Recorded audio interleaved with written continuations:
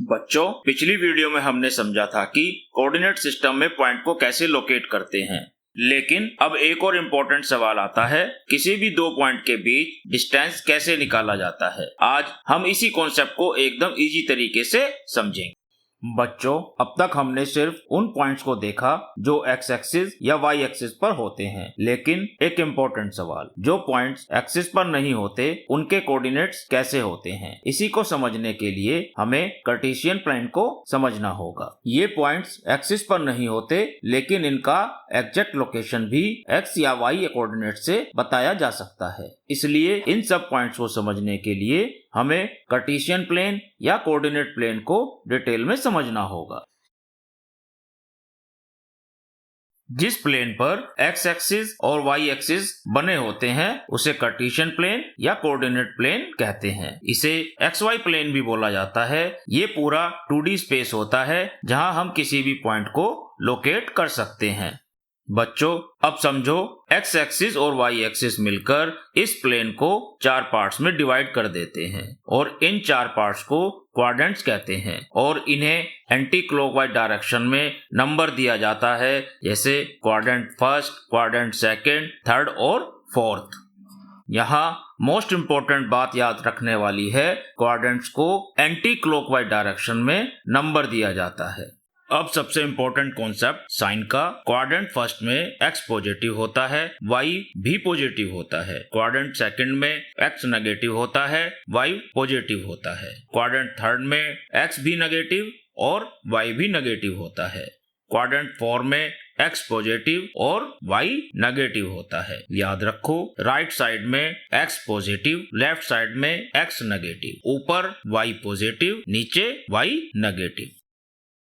बच्चों, अब समझते हैं कोऑर्डिनेट्स का एक्चुअल मीनिंग। किसी भी पॉइंट को हम x, y के रूप में लिखते हैं। यहाँ x बताता है कि पॉइंट y एक्सिस से कितनी डिस्टेंस पर है और y बताता है कि पॉइंट x एक्सिस से कितने डिस्टेंस पर है। पॉइंट x, y में x और y को कोऑर्डिनेट्स कहते हैं। x को x कोऑर्डिनेट्स कहते हैं और y को y कोऑर्डिनेट कहते हैं। यहाँ x कोऑर्डिनेट बताता है कि पॉइंट ओरिजिन से लेफ्ट या राइट कितना है और y बताता है कि पॉइंट ओरिजिन से ऊपर या नीचे कितना है।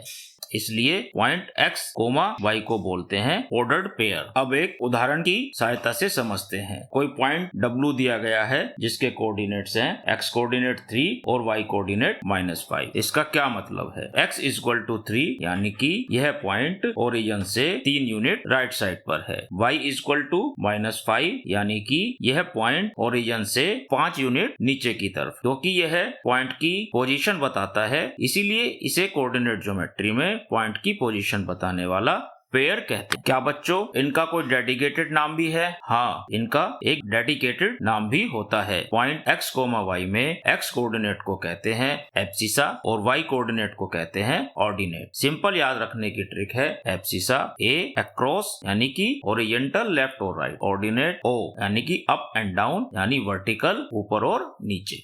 एक एग्जांपल लेते हैं। एक पॉइंट दिया गया है S जिसके कोऑर्डिनेट हैं 3, 0.5। यहाँ x 3 मतलब पॉइंट राइट साइड में है और y इक्वल टू -5 मतलब पॉइंट नीचे की तरफ है। इसलिए ये पॉइंट क्वाड्रेंट 4 में होगा, क्योंकि क्वाड्रेंट 4 में x की वैल्यू पॉजिटिव और y की वैल्यू नेगेटिव होती है। अब एक और पॉइंट देते हैं। एक पॉइंट दिया गया है Q जिसकी x कोऑर्डिनेट -5 और y कोऑर्डिनेट 3 है। यहाँ x नेगेटिव है मतलब लेफ्ट साइड और y पॉजिटिव है मतलब ऊपर की तरफ। तो ये पॉइंट क्वाड्रेंट सेकंड में होगा, क्योंकि सेकंड क्वाड्रेंट में x की वैल्यू नेगेटिव और y की वैल्यू पॉजिटिव होती है।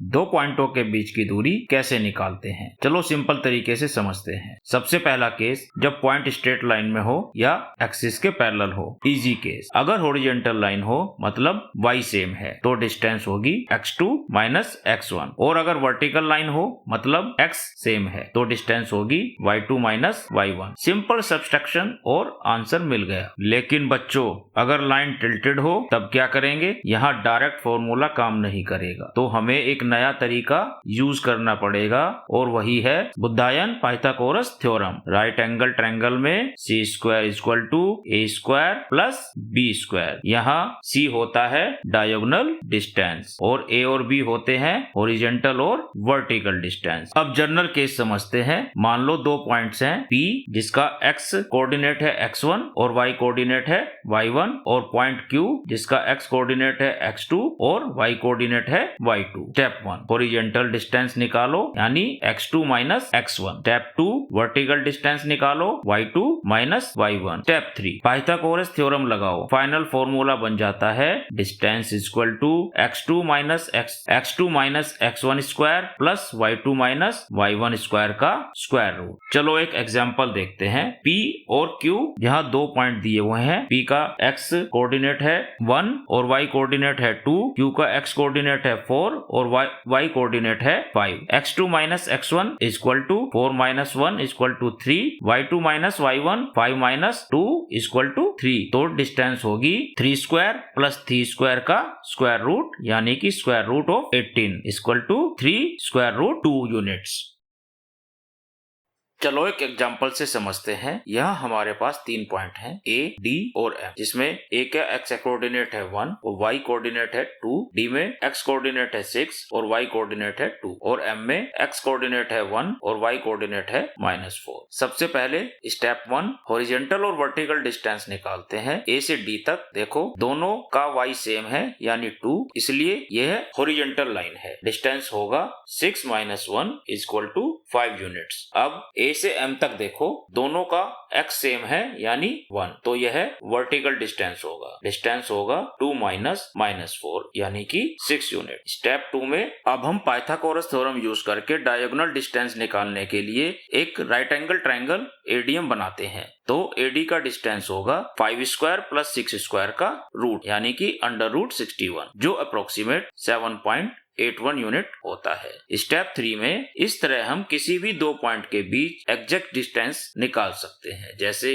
AD equal to 5 unit, AM equal to 6 unit और DM इक्वल टू √61 यानी कि 7.81 यूनिट। और जनरल फॉर्मूला होता है distance equal to x2 minus x1 square plus y2 minus y1 square का रूट स्क्वायर। मतलब यह है कि कोऑर्डिनेट ज्योमेट्री में हम सिर्फ पॉइंट लोकेट ही नहीं करते बल्कि उनके बीच का डिस्टेंस भी इजीली कैलकुलेट कर सकते हैं। और बच्चों यही कॉन्सेप्ट आगे बहुत इंपॉर्टेंट होने वाला है। बच्चों आज हमने सीखा कि कोऑर्डिनेट ज्योमेट्री में सिर्फ पॉइंट लोकेट ही नहीं करते बल्कि उनके बीच की एग्जैक्ट डिस्टेंस भी निकाल सकते हैं, चाहे लाइन सीधी हो या टिल्टेड। पाइथागोरस थ्योरम से सॉल्यूशन मिल जाता है और यह कॉन्सेप्ट आगे के चैप्टर्स के लिए बहुत इंपॉर्टेंट होने वाला है।